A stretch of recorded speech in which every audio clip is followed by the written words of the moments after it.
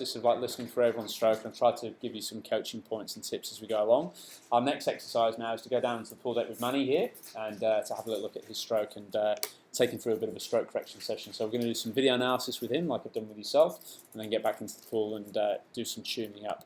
So before we do that, Eleanor, just to finish off, I've simply got here, very nice indeed, 122 per 100 meters, 62 strokes per minute.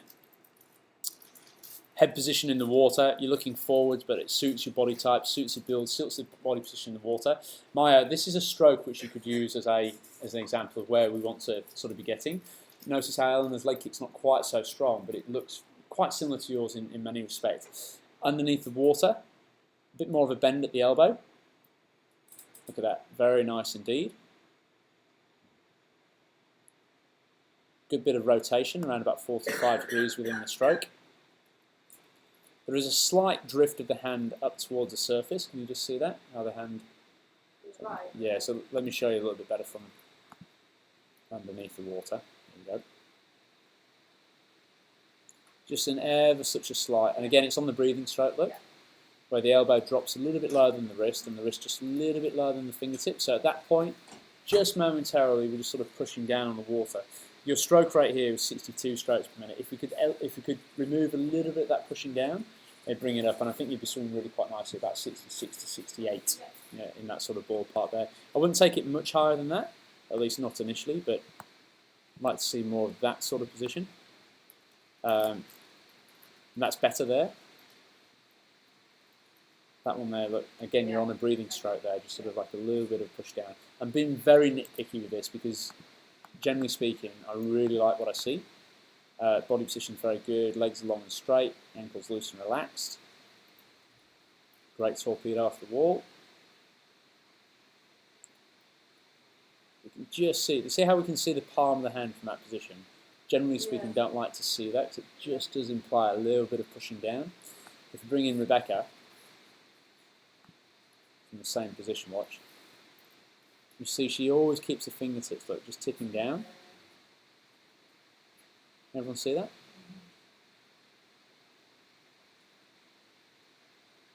So just a subtle tip down in the fingertips just to initiate that catch and start and pull through. And just to lead us into this next session with Manny,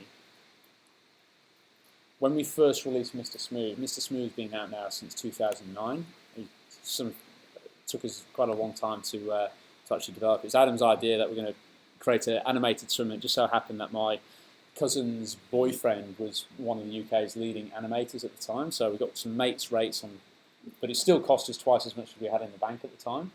So we put him out, and then Adam says, right, we're going to give Mr. Smooth away for free now. I said, what, you're joking, we need to recoup some of our costs, etc. But it is what's been allowed us to actually sort of get a bit of a foothold within the swim coaching community. And it's allowed us to generate over 100,000. We've got 100,000 people on the blog now because of that. But interestingly enough, I'll just play this video clip here. And Eleanor, hopefully this will strike a chord with what you're doing at the front. We were met with a little bit of, how's the best way of saying it? Skepticism with Mr. Smooth when we first came out with regards to what happens at the front of the stroke.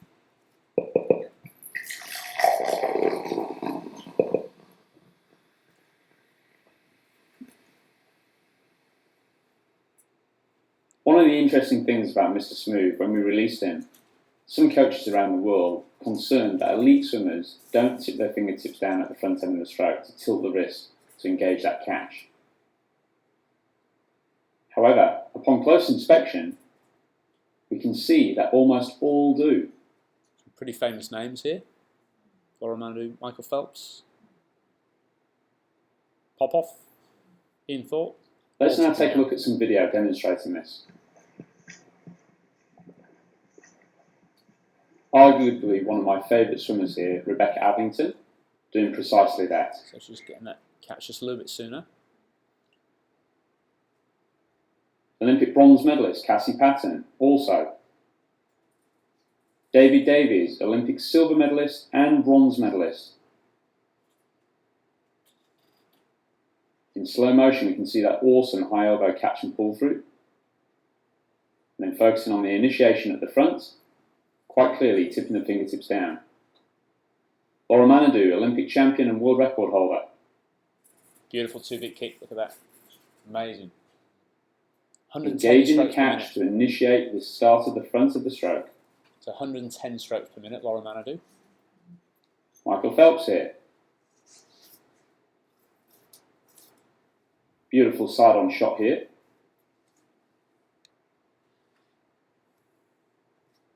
And as we zoom in a little bit closer, even the entry going in. So see how he's spearing in, Claudio, when he looks at your stroke, it's a perfect example of how he's actually spearing a bit deeper. Now we don't want to go too deep with this. If we go too deep, we lose all the catch and pull through. So it's about getting the right spot. A lot of this depends upon the swimmer's flexibility. Rebecca Adlington can start the catch very close to the surface of the water because she's very flexible in the shoulders. Some of us not as flexible, we need to spear a little bit deeper. But you can see there that all of these swimmers, all of them are actually tilting, keeping the fingertips down and tilting the wrist just subtly to engage the catch at the front. Water is pre-set up to initiate the catch just by keeping the fingertips angled slightly down. Here's Shelley Taylor-Smith, 7-time world marathon swimming champion. Tipping her fingertips down, bending the elbow and pressing the water back behind her. Because she doesn't spend any time pressing the water down towards the bottom of the pool, she's not creating excessive lift at the front end of the stroke. Because of this, she doesn't then have to kick ultra hard to keep her body in that perfectly horizontal position. Sun Yang here as well. World record holder for the 1500 freestyle. So as you're lengthening forward, just be careful to keep the fingertips angled slightly down. Not shortening up your stroke, but like with anything, it's still possible to overemphasize this. So there we go. So it's quite important to have that fingertips just tipping down slightly. The interesting thing, as I'll just show you here, was when we brought this out, you see that lady just pressing the water back behind her. One of the coaches who was very adamant against you shouldn't be doing that was this guy over in the US, Coach Tom he's called. He was saying you shouldn't tip your fingertips down, you shouldn't bend back. So we found a video clip of him demonstrating the freestyle stroke, and he was showing that exact same thing. It's like, hang on, what? Yeah, it's not until you go step by step, frame by frame analysis that you see what these swimmers are doing very closely. And for yourself, Eleanor, a little bit of attention at the front end is all. That's all I would really do with your stroke. Now, sorry. No, that's not all. Well, it's an interesting one. When we ran our last, I mean, it ends up sort of scooping out a little bit wide.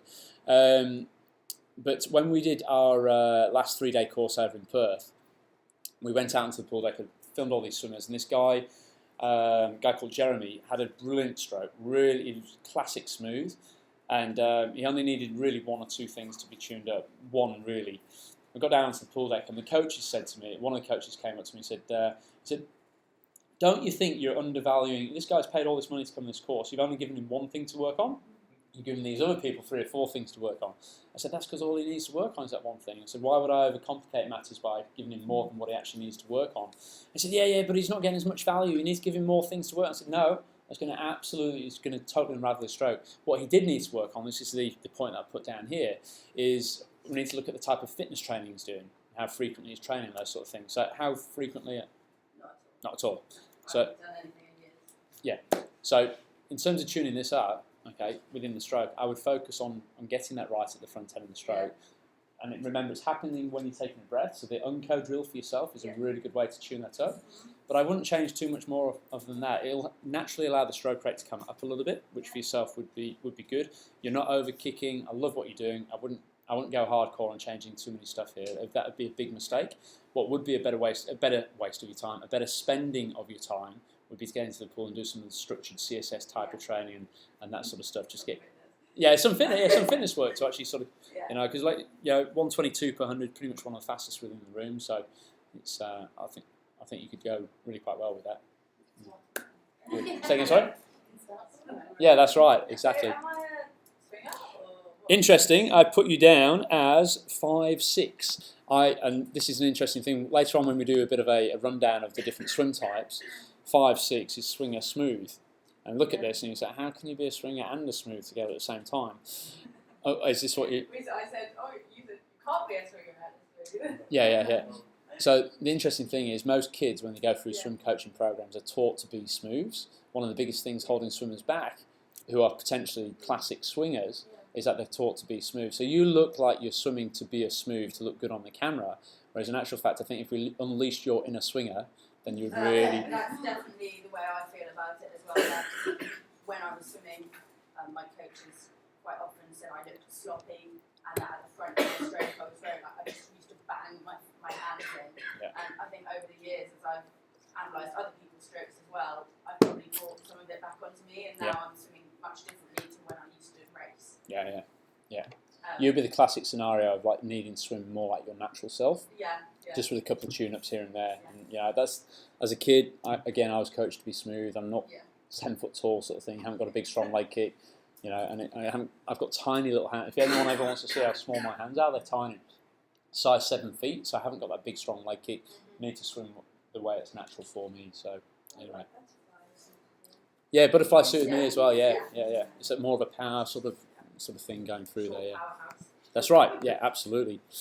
As a bit of an interesting thing, the world's or Anna Corinne, you're currently going to show this, disclaim this now. Unfortunately, not for anything you're going to say, but in terms of when you look at the body profiles of different swimmers over different events, it's been shown that on average, the shortest swimmers are the butterfly swimmers. But on average, the tallest swimmers are the breaststrokers. I'm not sure how you...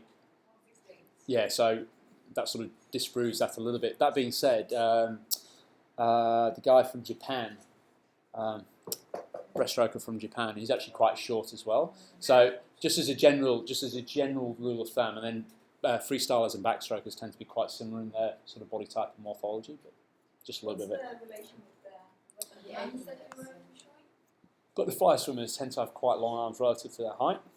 That might simply be because they're actually generally quite short. But on the most part, if you go to the AIS in Canberra in Australia, they have a picture of Susie O'Neill, or an outtake of Susie O'Neill, 5'4", but she has a wingspan of, I think it's 5'10" or something like that. So massively long arms relative to her height, and you can stand there and actually put your arms against Susie O'Neill's, which is great.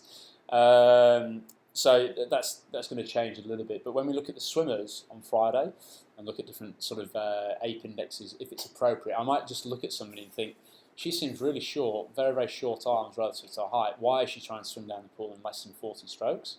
Or on the flip side, if you've got maybe a big Arnie, a big strong guy with big long arms, why is he trying to fight his way down the water like this? He'd benefit from actually lengthening it out a bit. So anyway, right, we must crack on because we're going to go and take Manny down there. So let's just stop that recording.